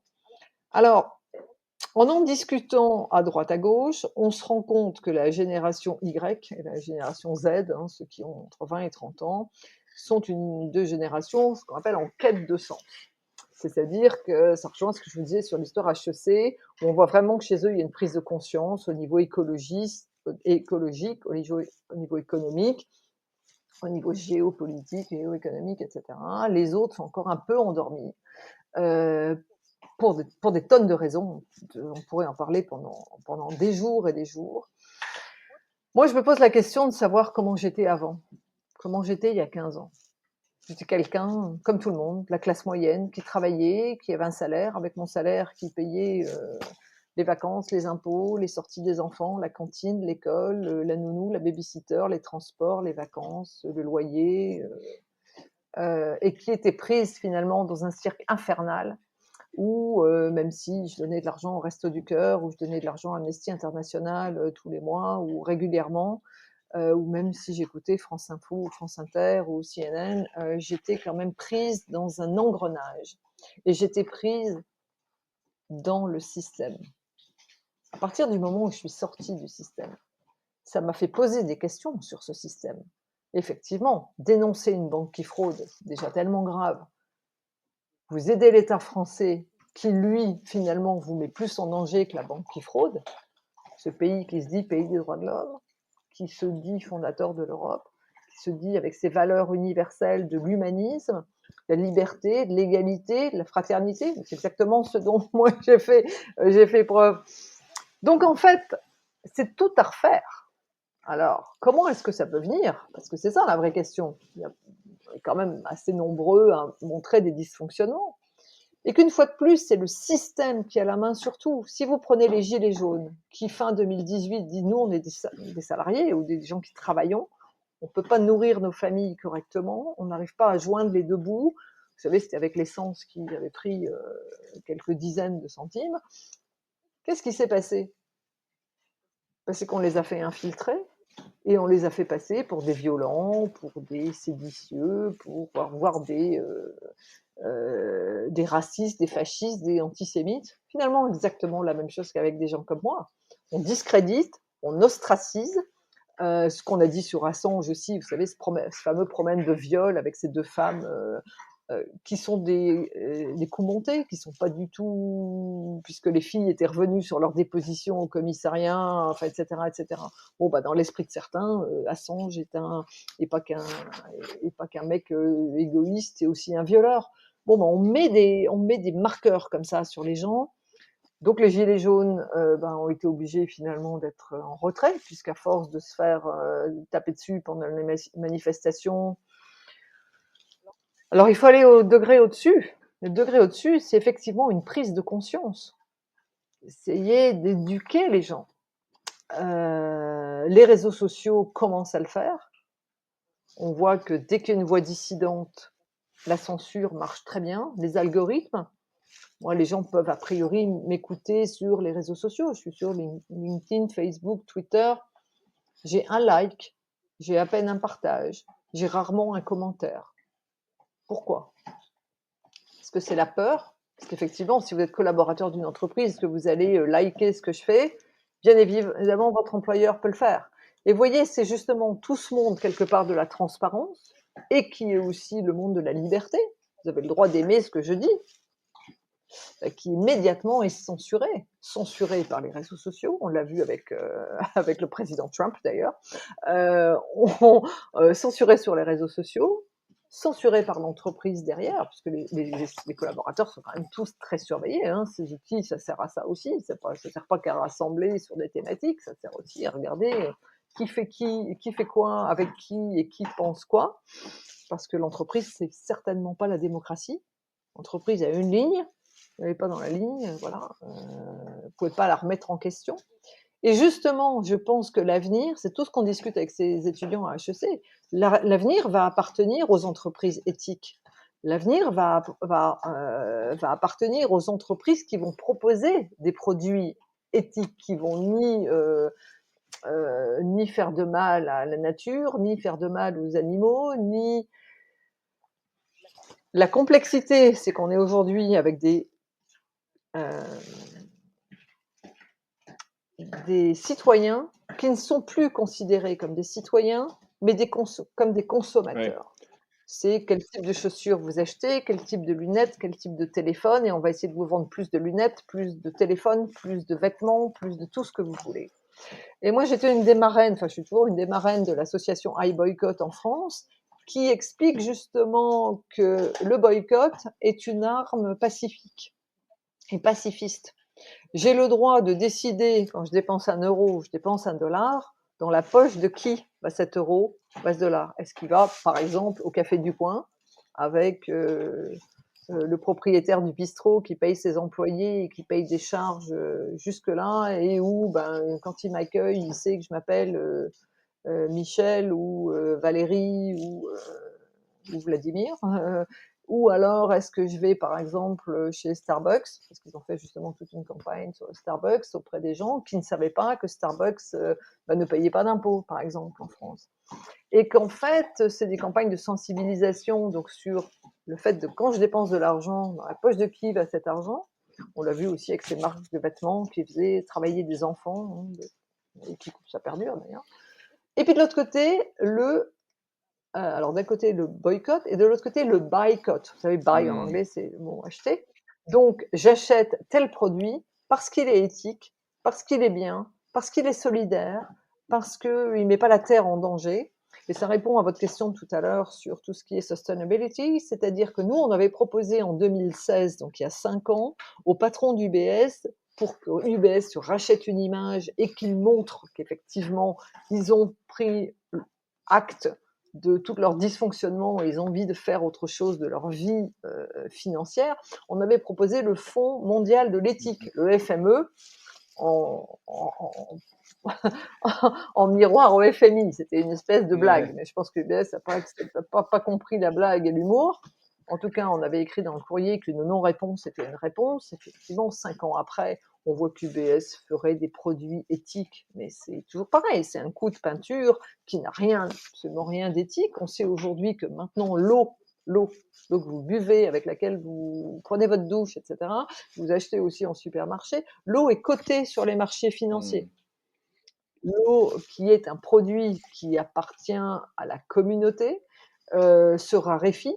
D'ailleurs, aux États-Unis, il y a eu tellement de sécheresse, notamment en Californie, que ça fait grimper le prix de l'eau qui est coté maintenant à Wall Street. Et on le voit dans un pays aussi comme le Mexique, où l'eau coûte plus cher que le Coca-Cola. Les Mexicains sont malheureusement un peu tous obèses parce que dès l'enfance, ils boivent du Coca-Cola. Les rivières, les sources ont été privatisées et elles appartiennent à des multinationales, dont Coca-Cola. Alors, vous me demandiez tout à l'heure comment je sensibilise, mais j'ai aussi, alors je donne des conférences, j'ai fait des modules vidéo, j'ai écrit 3 livres, La femme qui en savait vraiment trop, qui est mon histoire, La traque des lanceurs d'alerte, préfacée par Assange, que j'ai traduit en anglais. Et maintenant, je mets mes textes en français et en anglais sur une plateforme collaborative qui s'appelle Panodyssée, panodyssée.com, où j'ai un espace où j'écris des textes et je parle des actions citoyennes, des actions bienveillantes, des actions qui vont dans l'intérêt général. C'est où on se rend compte que petit à petit, la société civile s'éveille. La vraie question, c'est est-ce que ça va prendre une génération, c'est-à-dire attendre que ceux qui ont 20 ans en aient 40, 60, 80, pour que les choses évoluent, ou est-ce qu'il va y avoir un crack ? d'où il va venir, est-ce qu'il va être économique, est-ce que la bourse va par exemple se casser la figure et que tous les petits porteurs vont se retrouver Mmh. ruinés. Est-ce que ça va être un chômage, un pourcentage de chômage absolument effarant? Est-ce que ça va être un problème de résilience alimentaire? Je pense à ça parce que j'ai fait un texte là-dessus il y a 2 jours. Est-ce que ça va être tout ensemble? Cela étant, il y a un mot que les gens n'aiment pas, c'est le mot responsabilité. Quand je donne une conférence, dès que je parle de la responsabilité individuelle et de la responsabilité collective, là ça bug. Vous savez, par rapport à l'intelligence artificielle, de dire qu'est-ce que notre intelligence individuelle et collective peut faire avec ça. Et quand on parle à chacun de la responsabilité individuelle, c'est compliqué parce que c'est toujours de la faute de l'autre, hein. C'est le voisin qui fait du bruit, c'est le voisin qui pollue, enfin le voisin, le collègue, le patron, c'est toujours l'autre. C'est très compliqué de remettre ses propres schémas en question. Et effectivement, si moi j'ai été capable de le faire, c'est parce que j'ai eu un électrochoc. C'est parce que je croyais en la France, c'est parce que je croyais finalement au système dans lequel j'étais. Je travaillais, donc j'avais un emploi, j'étais compétente, donc j'avais des projets, donc j'avais des augmentations de salaire, c'est parce que d'un coup, plus rien. Alors que j'avais pas changé fondamentalement. Je suis toujours quelqu'un qui a été honnête et qui a toujours dit la vérité. Je suis toujours quelqu'un qui a été altruiste et qui était humaniste. Et puis d'un coup, je suis devenue la femme à abattre parce que j'étais comme ça. Donc en fait, peut-être aussi que c'est quelque chose qui va être un choc, qui va permettre de réveiller les gens et que là-dessus, il va falloir reconstruire avec d'autres valeurs. Moi, j'avais écrit dans un papier, peut-être qu'il faudrait que dès l'enfance, enfin dès que les enfants vont à l'école, à partir de 3 ans, on leur apprenne ce que c'est que le courage, ce que c'est que la solidarité, que soient mis en avant ceux qui sont gentils, ceux qui sont tournés vers les autres, ceux qui vont aider, et pas forcément celui qui a le quotient intellectuel le plus développé.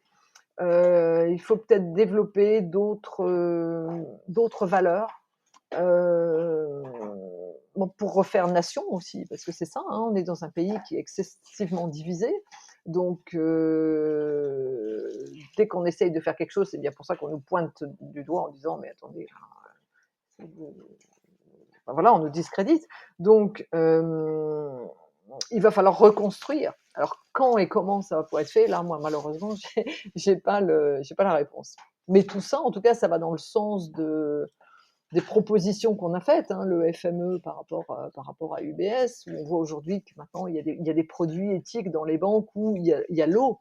Ben pourtant, l'eau, c'est une denrée qui est pas une commodity. Vous savez, commodity, c'est tout ce qui est tradé sur les marchés financiers. Il y a notamment Jean Ziegler en Suisse, qui est ce prof d'économie, qui dit que même le riz, le café, ça ne devrait pas être coté sur les marchés financiers parce que tout le monde devrait y avoir accès. Ça fait que quand les prix flambent, eh ben, les plus pauvres ne peuvent pas se nourrir. Effectivement, demain, c'est peut-être l'air qu'on va privatiser. Et dans ce cas-là, s'il y a une attaque chimique, seuls les gens qui seront capables d'acheter de l'air pourront vivre. Mais où est-on là? On est dans 1984 et on est dans Brave New World. C'est tellement choquant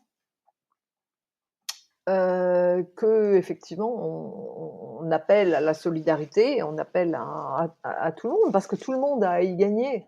En fait, aujourd'hui, on est dans un monde où il y a quand même encore beaucoup de gens qui gagnent de cette mondialisation, hein, qui vivent très bien de la mondialisation. Mais on est quand même dans un monde où il y a de plus en plus de gens qui perdent. Mmh.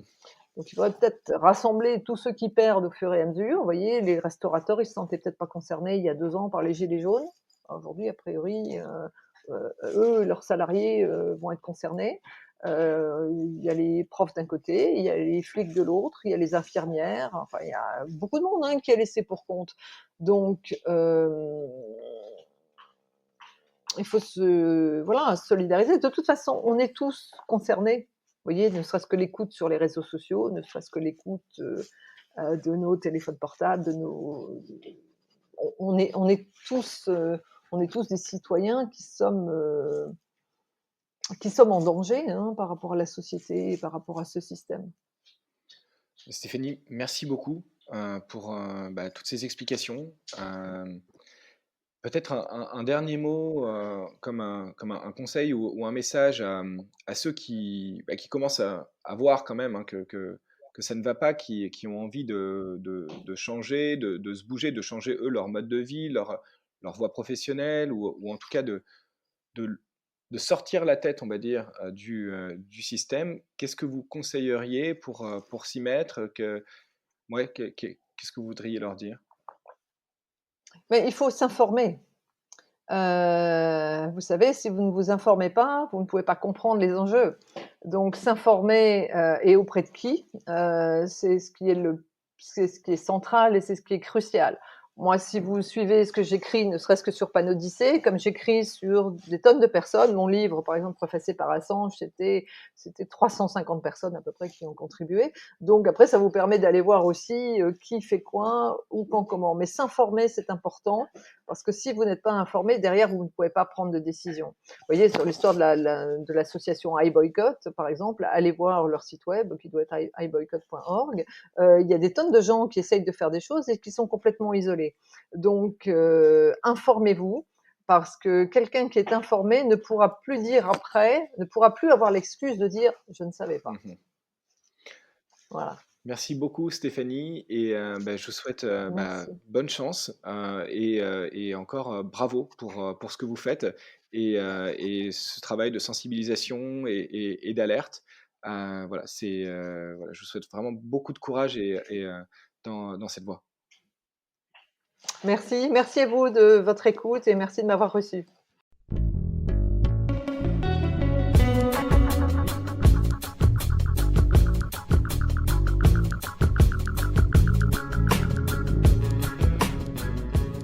Merci d'avoir écouté cet épisode. J'espère qu'il vous a plu et que cela vous donne envie d'agir à votre tour. Si vous êtes en quête de changement professionnel, je vous invite à écouter les épisodes de la saison 1. J'ai la chance de rencontrer des alumni d'écoles de commerce, des ingénieurs, des architectes ou des chercheurs qui ont opéré une rupture dans leur carrière après un parcours classique pour œuvrer à travers leur métier à un monde durable.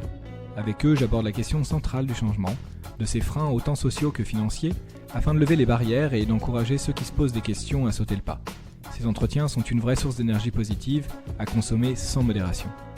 Si vous souhaitez mieux comprendre les enjeux d'un secteur ou d'un métier face à l'urgence écologique, allez voir du côté de la saison 2. Je donne la parole à des professionnels qui nous expliquent à travers leur prisme comment ils voient leur métier, ce qu'il faut changer, pourquoi et comment, afin de tenir les accords de Paris et limiter le réchauffement climatique à 2 degrés d'ici la fin du siècle. Si vous êtes perdu, allez voir du côté des associations comme la Fresque du Climat ou les Shifters. Vous y trouverez d'autres personnes qui, comme vous, veulent agir, mais ne savent pas forcément par où commencer. C'est toujours bon d'être épaulé dans ces moments. À bientôt pour un prochain épisode, et d'ici là, osez!